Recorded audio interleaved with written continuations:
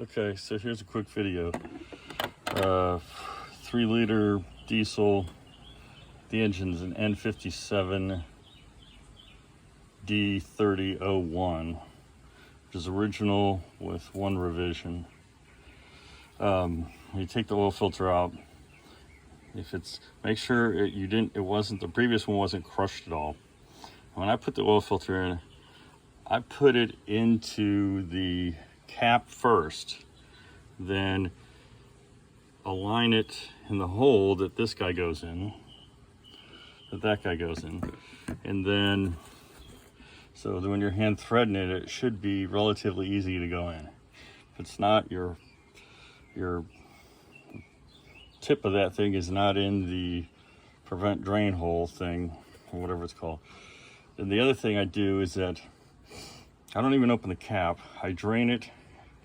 I start it at night, and I got a big container that I catch it in. That's actually a huge thing that has measurements by milliliters. It takes up to 10 liters. But drop the pan, or drop the nut in the bottom, 17 millimeter, with a crush washer, drop it, and then crack the oil filter thing, which actually that nut of this oil filter is a 1 inch 1/16. And all I'll do is crack it, leave it overnight, and then when I go to pull that out in the morning, there's nothing dripping off this, so I'm not like getting oozy oil all over this shit. And then I put in about 6.5 liters because I don't want to overdo it. Because I find the oil level sensor it's somewhat accurate, but I find it's probably got a big, I think it over guesses the depth of it, especially with the diesel, maybe because the oil comes out so awful black.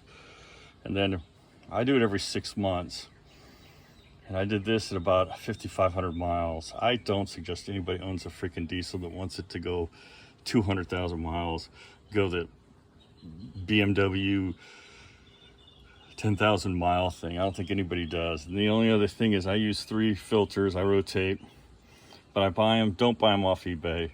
Buy them off FC Euro or ESC Tuning, or that's who I suggest. Either one of those. I wouldn't buy anything off eBay. Trust where it was truly made.